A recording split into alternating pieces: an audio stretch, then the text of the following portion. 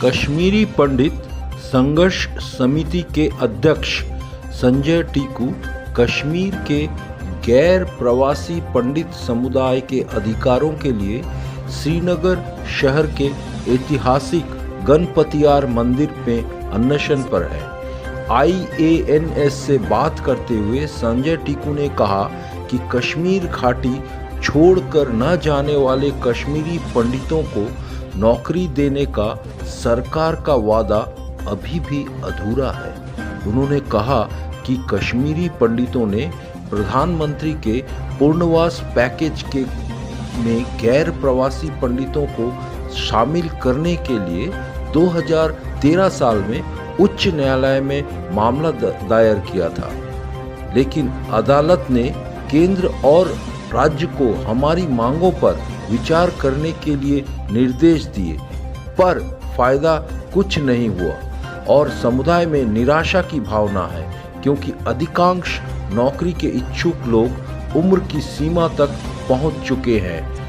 वह अब आमरण अनशन पर है।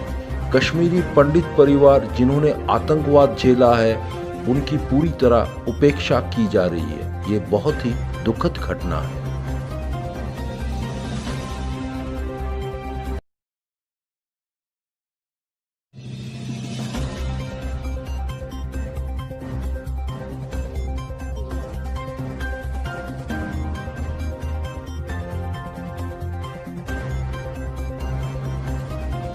प्रोटेस्ट अगर फास्ट ऑन डेथ इसलिए था कि जो हमारी एडमिनिस्ट्रेशन है यहाँ पे, उनको ये अवेयर कराने के लिए कि हमारे पास जितने भी डॉक्यूमेंट्स हैं, जो भी रिकमेंडेशंस सारी है और जो फाइल पड़ी हुई है सेक्रेटरीट में, उसके ऊपर उनका ध्यान खींचना।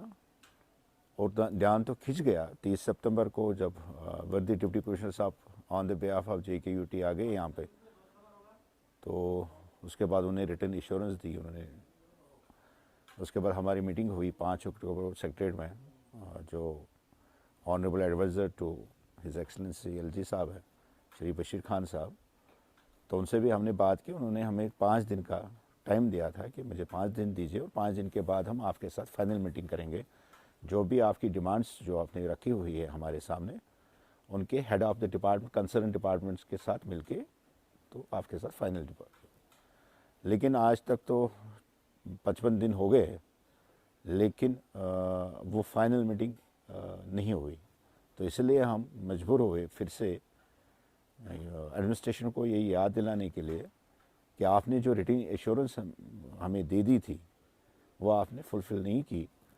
और यहाँ पे हमारे जो बच्चे हैं वो फ्रस्ट्रेटेड हो रहे हैं, और उसके साथ साथ जो हमारी लगभग 400 साढ़े 400 की फैमिलीज़ जो है, 808 फैमिलीज़ में, वो भूखमरी के ऊपर इस वक्त आ रही है, क्योंकि उनके घर में इस वक्त कोविड की वजह से या बाकी हालातों की वजह से जो उनके जो बच्चे काम करते थे या उनके बुज़ुर्ग जो काम करते थे प्राइवेट सेक्टर में, अब प्राइवेट सेक्टर सारा ठप है कश्मीर में, तो उस वजह से उनकी माली हालात बहुत ही ख़राब हो रही है दिन ब दिन। इसलिए हम फिर से सेकंड फेज़ जो है, ये जो इतवार से 22 तारीख से शुरू हुआ, ये अब तब तक ख़त्म नहीं होगा। अब तो इंश्योरेंस भी रिटर्न में भी उन्होंने दी, पहले वर्बली कह रहे थे, लेकिन आज हम तब तक नहीं उठेंगे जब तक वो ग्राउंड ज़ीरो पे जितनी भी हमारी डिमांड्स हैं, जो कि उन्होंने ऑलरेडी एक्सेप्ट की हुई हैं वे बैक इन 2017 में, और 17 से ये हमारा केस चल रहा है, तब तक हम यहाँ से नहीं उठेंगे। इस प्रोटेस्ट कितने ऑफिशियल्स के पास गए या कितने ऑफिशियल्स आपके पास आए? हमारे पास तो कोई नहीं आया, आज की डेट तक हमारे पास कोई नहीं आया। खाली उसी दिन 30 तारीख को सितंबर की 30 तारीख को DC साहब यहाँ पे आए थे, उसके बाद कोई नहीं आया। तो आप यहाँ से गए, किसी को अप्रोच किया आपने? क्योंकि हमारे जो मीडिएटर हैं एक हिसाब से वो वर्दी डिप्टी कमिश्नर साहब हैं, हम मतलब इससे पहले हम गए थे उनके पास 2-3 बार, तो वही हमें अपडेट करते रहे। उन्होंने बहुत कोशिश की अपनी तरफ से हमारी फाइनल मीटिंग जो कंसर्न डिपार्टमेंट्स के हेड से हैं through honourable advisor Shri Bashir Khan साहब के, लेकिन पता नहीं कि वो फाइनल मीटिंग क्यों नहीं हुई।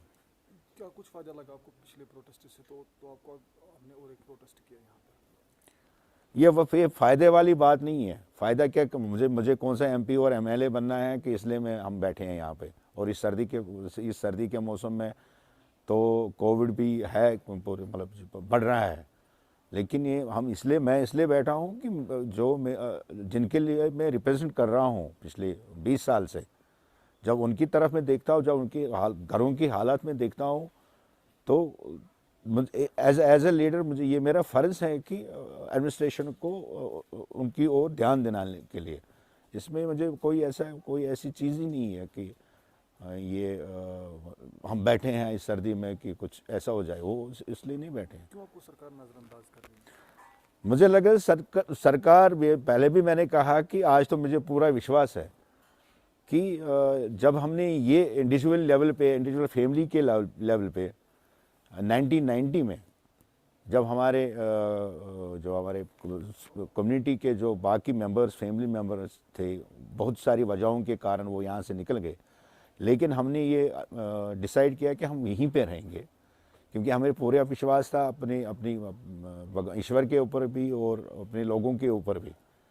तो मुझे लग रहा है कि आज ये हमें उसकी सज़ा मिल रही है, और कोई वजह नहीं हो सकती।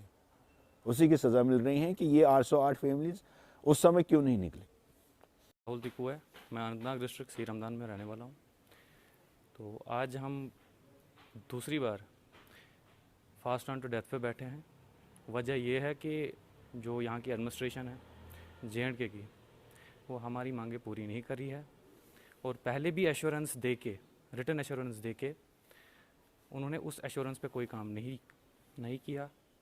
तो दोबारा हम फिर यही बात वो आगे रख रहे हैं कि जो एश्योरेंस उन्होंने दी थी उस पर काम क्यों नहीं हुआ। तो आपकी डिमांड्स क्या क्या है सरकार से पहले भी जो डिमांड्स हमने रखी थी वो ये थी, एक जॉब्स 600 फैमिलीज़ के यहाँ पे के लिए जो जॉब्स थी, और साथ ही में रिलीफ असिस्टेंस के लिए यहाँ पे 808 फैमिलीज़ के लिए। अपना नाम बताइए। संदीप कौल। हम यहाँ पे आज फिर से दूसरी बार अनशन पे बैठे हैं। इससे पहले हम 20 सितंबर पे बैठे थे, तो वो अनशन हमारा 11 दिन चला था। तो 30 सितंबर ऑनरेबल DC साहब हमें आए थे, तो उन्होंने हमें एश्योरेंस लेटर दिया था behalf of JK UT government कि आपका जो भी ये डिमांड्स है वो आपके फुलफिल किए जाएंगे। उसके बाद 5 अक्टूबर हम एडवाइज़र जो LG साहब के बशीर खान साहब से, उससे हम मिले थे। आधा घंटा हमने उससे मीटिंग की, तो उन्होंने हमें एश्योर किया था कि आप हमें 5 दिन का टाइम दे दीजिए, जो भी इसके रीजनल डिपार्टमेंट्स हैं उससे हम बात करके आपकी फाइनल मीटिंग करवा देंगे।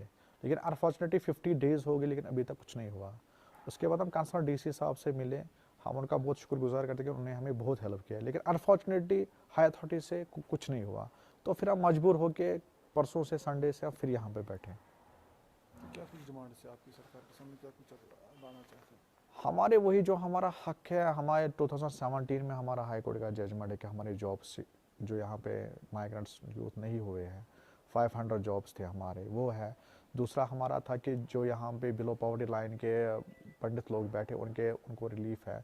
और तीसरा कि जो हमारे रिकन्स्ट्रक्शन ऑफ टेम्पल्स था वो हमारे कुछ डिमांड्स थे जो ऑलरेडी हाई कोर्ट ने भी रिकमेंड किया हुआ है कि हमें, जैसे हमारा जॉब का पैकेज है कि वो ऑलरेडी हाई कोर्ट ऑफ और MH के ऑर्डर्स भी है। लेकिन अनफॉर्चुनेटली यहाँ की गवर्नमेंट को नहीं पता नहीं कि क्यों वो क्या नहीं करे, वो उनको बेटर लगता है कि उसी के अगेंस्ट हम आज फिर से यहाँ पे बैठे हैं।